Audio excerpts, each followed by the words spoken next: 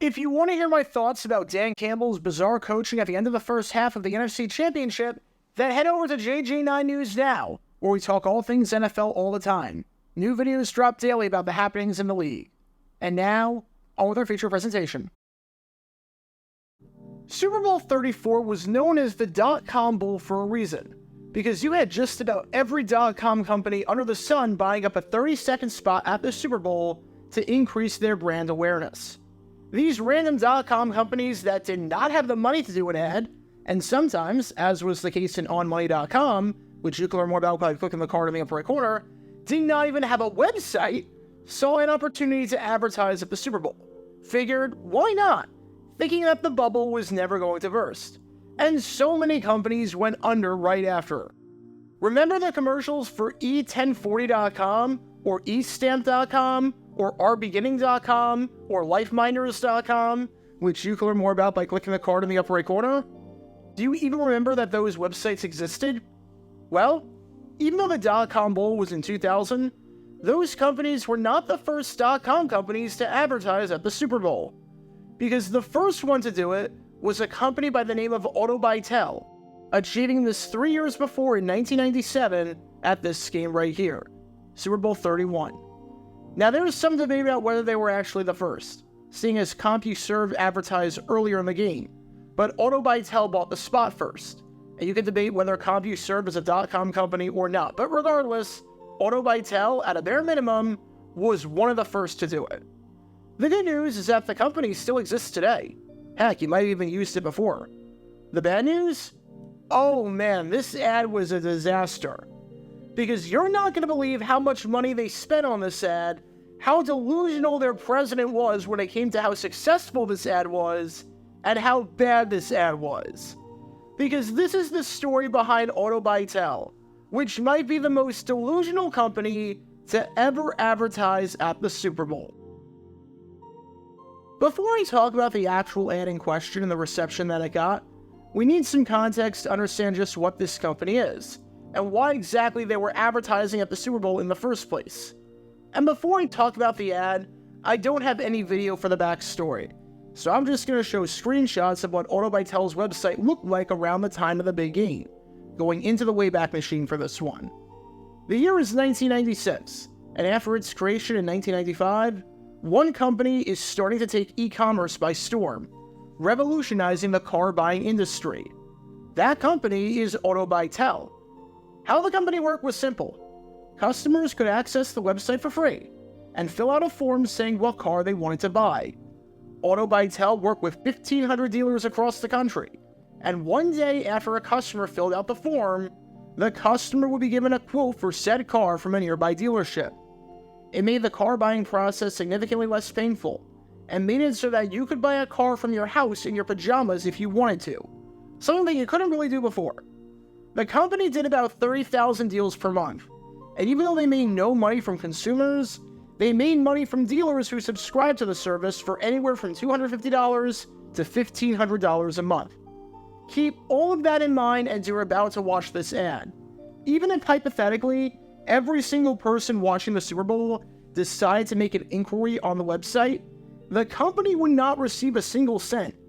It's not like Nike, where you see a commercial, you like the product, you go out and buy shoes, and Nike makes money. It's also not a company where you're getting impulse buyers. You're just getting a quote 24 to 48 hours after the fact, after the Super Bowl has concluded, so you easily could have changed your mind by that point. Regardless, the company, after posting $7 million of revenue in 1996, decided to go big and advertise at Super Bowl XXXI between the New England Patriots and the Green Bay Packers. As company president and CEO Peter Ellis said on this decision, Auto-By-Tel makes the consumer the champion in the car buying process. What better way to start our national broadcast campaign than at the world's best-known championship game? Auto-By-Tel's appearance on the Super Bowl is a clear indication that internet commerce has come of age, and the company was going all out for this spot. Aside from spending $1.2 million on the 30-second spot to air in the second quarter, they spent another $1.3 million producing the ad itself, as it was going to be an animated ad outsourced to Playhouse Pictures. Oh, and there was going to be narration from Leonard Nimoy, as in Spock himself. And in case you didn't have high expectations for this ad, which was costing the company $2.5 million, the ad was being directed by Ron and Betsy Israelet, creative directors at RBI. And let's just say that they were talking a big game. Said Ron, "We believe that when people look back on the 1997 Super Bowl commercials and pinpoint the companies that were the most visionary, Auto-By-Tel will top the list. Just as Apple's famous 1984 commercial, which premiered during the Super Bowl, foretold the advent of user-friendly computers, we believe Auto-By-Tel's Super Bowl commercial is poised to foretell a strikingly similar revolution in car buying." You heard it here, folks. This was going to be a visionary ad that was going to be the next 1984, as in, you know, the greatest and most iconic Super Bowl ad of all time, according to many. Okay, I have to point this out because I found this out while I was editing this video, and this is just absolutely insane with the advertising agency. So as I said before, the advertising agency's name was RBI. RBI was so confident in this ad that not only did they compare it to 1984, but they literally inserted themselves into the ad as an Easter egg. Seriously, here's a screenshot from the ad that you're about to watch, and it says RBI in there. That is the name of the agency, and it's literally in the advertisement. That's how highly they thought of themselves. That is insane in my mind. So that raises the question, was this ad any good? Was this the next 1984? Well, see for yourself. From the beginning of time, people wondered, why does car buying have to be such a pain? Then car buying pain relief was invented.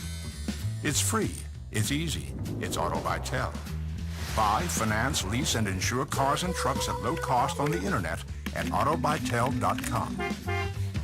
Save time, money, and headaches through Auto-By-Tel's network of accredited dealers. On the internet, Auto-By-Tel.com. Nope, no, it was not. Alright, there are some companies that advertise at the Super Bowl for the first time ever and make an immediate impact with their debut. Apple, Pets.com, and Avocados from Mexico are just some of the companies that had never advertised at the big game before, but were talked about afterwards for just how great their ads were. Auto-By-Tel? Definitely not one of them. There's a reason that this ad ranked inside the bottom 3 of the USA Today ad meter after the game. Scratch that. There are many reasons why this ad ranked inside the bottom 3. You had the waste of Leonard Nimoy's talent. You had the fact that we still didn't have any idea what this company really did. A food commercial shows off the food. A car commercial shows off the car. And you would think that a website commercial would show off the website if they were going for the informative, non-comedic, non-shock value route. But they didn't do that. And most importantly, the animation looked ridiculously cheap. I don't think anyone was expecting Disney's Hunchback of Notre Dame levels of animation here, but this animation seems stuck in the late 70s and early 80s with those after-school specials, and not in a good way. The ad was panned more than anything else for looking cheap, and for just not being very good or memorable in the slightest bit.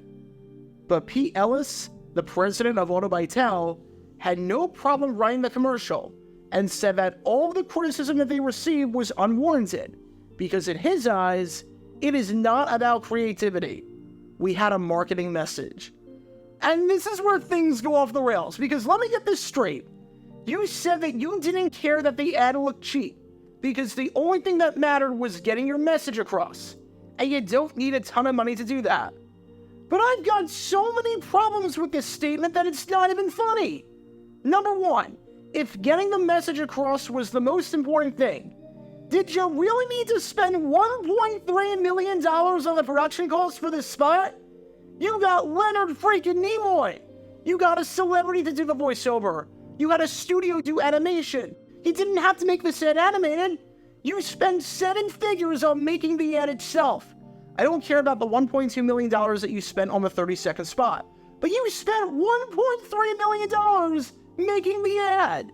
If you have to spend 7 figures to get the message across, you can't then say, well, it's fine that it looked cheap because we just wanted to get the message. You know there are ways you can get the message across without spending any money besides the spot itself, right? Continental Tire did a Super Bowl ad that was just one shot, and was a man demonstrating what the tires can do, and that got very good reviews. In the best example of this, FedEx did a Super Bowl ad that featured no actors or music or anything like that. It was just an error message apologizing for not having the ad in time for the game, because they didn't use FedEx to deliver the ad, and as a result, it came in late. It doesn't work both ways where you get to say, it's fine that it looked cheap, because it was about the message, and also spend 7 figures on the production. Number 2, did you really get the message across? Honestly, did you get the message across in the slightest bit?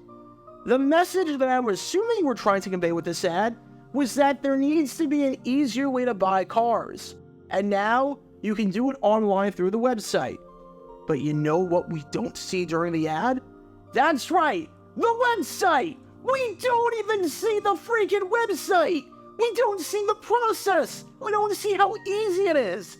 Instead, we see animation that looks like it's straight out of a late 70s or early 80s biblical cartoon. Instead, we see a pill bottle! Fun fact, because I timed it myself, the pill bottle is on screen more than any car is on screen! You see a pill bottle on screen for 5.7 seconds, while you see a car on screen for 4.6 seconds. People by nature have short attention spans. If you don't draw their attention at the start, you've lost them. The average attention span for an ad is 5 seconds. If you don't hook them within the first 5 seconds, they're not paying attention for the remaining 25 seconds. So you get them at the start with cheap animation. Then you show a pill bottle, and boom! A good chunk of the people watching tune out, thinking that your cheaply edited commercial is for a drug. So did you really get the message across? I don't think you did. I really don't think you did. Number 3, you can say that it wasn't about creativity when you had a creative director, and that creative director, in the build-up to the ad, literally compared it to Apple's 1984, one of the most creative ads of all time, and the gold standard in Super Bowl advertising.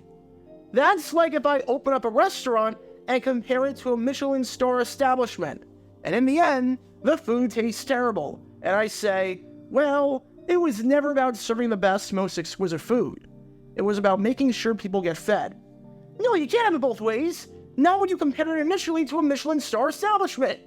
You can't just spend 7 figures on making the ad itself, yet let a Nimoy to voice the spot when just a regular voice actor would have easily done the trick if he wanted to get the message across, compare the ad to 1984, and then, when the reception is universally negative, backtrack and say, well, we didn't care about how good it was or not. Nope, that's a cope and a cop-out, and you know it. You absolutely know it. So that raises the ultimate question. Did this ad work? I mean, it got heavily panned, finishing 3rd from the bottom in the coveted USA Today ad meter, with people criticizing the messaging and the cheapness of the animation. But if it got the company exposure, I guess it's a win, right? Well, not quite. Pete Ellis said on the ad, we got 30,000 customer inquiries after it ran. It was the biggest single day we'd had up to that time. Which, I mean, I would hope it's the biggest day you had. You spent 7 figures making the thing, and another 7 figures to air it. Alright, 30,000 inquiries seems like a high number, until you really break it down. It was estimated that 87.87 million people on average watched Super Bowl 31. So you have 30,000 people inquire, or 0.03% of the audience actually care enough after watching that ad to go on the website. Doesn't seem like a pretty high percentage. Of course, not everyone has access to a computer, and this doesn't apply to everyone, since obviously, kids are not going to be interested in this. But even if we go by the number given, that 1 in 5 adults use online services like this, that's still a percentage of 0.15%. So maybe 1 out of every 1,000 applicable people who watch the game who were intrigued enough by the ad to inquire further to use a completely free service. So it's not like they're buying anything. Even if we go by that 1 in 5 stat, it's still not great. But maybe it makes sense from a customer acquisition standpoint, right?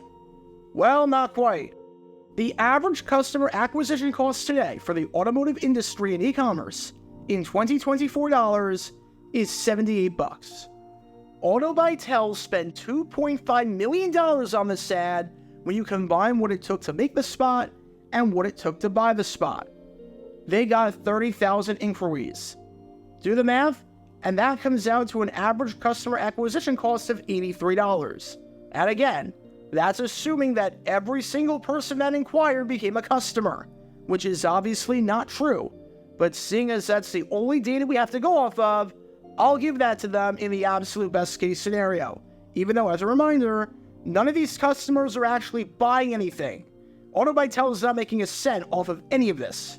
So already, we're above the industry average for the automotive industry online. But hang on, because it gets worse. Because remember, that's $83 in 1997 dollars. Today, that's $158.20. So Auto-By-Tel, running this ad, spent double what the average customer acquisition cost is. And this is for a company, again, that offers a free service for consumers. So it's not as though those consumers made purchases to give the company their money back, a la Amazon. Also, I have to bring this up before going any further. Why did they use animation? I'm not just talking about the cost. Why did they use animation at a product intended for adults? Whether you think it's valid or not, most people associate animation with something having to do with children. They associate with kids' entertainment and Disney and stuff like that. Now, granted, that might not be the case today with adult cartoons left, right, and center like BoJack Horseman, Big Mouth, Family Guy, South Park, and whatnot. But back in 1997, early 97, when the raunchiest adult cartoon out there was The Simpsons, most people had the perception that anything animated was for kids. Kids are not buying cars. Kids are not going on Auto-By-Tel. So why you would do this and take this route when it's more expensive and goes completely against your target audience, I have no clue. Also, it doesn't help when the company lost $20 million the year that they ran the ad and spent about 25% of their total revenue for the year on that single 30-second ad. Still, I guess the company was infatuated enough with the idea of advertising at the Super Bowl and being a .com company to go to the big game that they tried this again the following year at Super Bowl 32. They were that delusional. This ad, much like the other one, was received pretty poorly, although at least it didn't feature cheap animation. It featured, well, whatever the heck this was. Auto-By-Tel.com. Hey Cleo, we're on the internet. I'm gonna buy the car I want.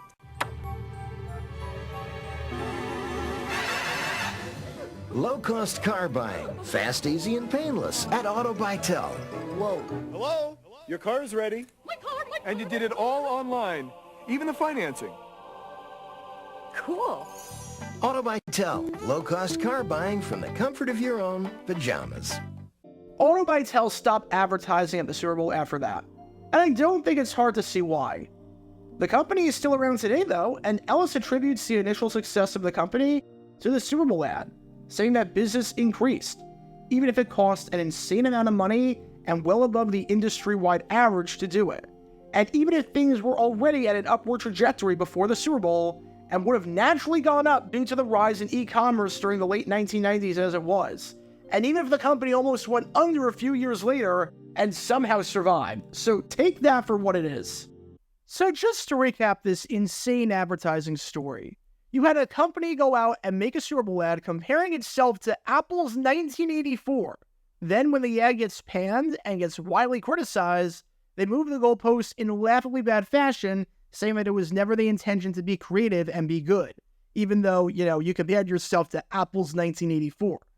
And then you're so delusional about how successful this ad was, even though your company lost a ton of money, even though you blew your entire budget for the most part on this ad, and even though that this was well above the industry average, then you go ahead and do it again the next year, and that also fails. If this ad was really a success, you would have advertised if the .com Bowl had been a mainstay at Super Bowl advertising spots. But nope. So much for that.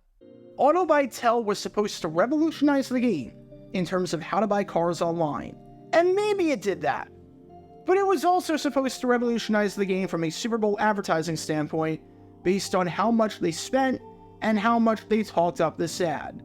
And they most definitely did not do that. 1984, this was not. Because by all accounts, Auto-By-Tel, fell hard at the Super Bowl. Get your official Jaguar Gear 9 merchandise by going to jj9shop.com, and be sure to like and subscribe, as it really helps the channel out a lot. Join me every Wednesday night where we'll play NFL Trivia for cash prizes at 9 p.m. Eastern over on Twitch. To learn more about the history of college football, subscribe to Jaguar Gator 8. To learn more about the history of Major League Baseball, subscribe to Jaguar Gator 7. Also, special thanks to all of our Patreon supporters for helping out the channel. Your support is greatly appreciated. See how you can become a patron and request future video topics in the description below.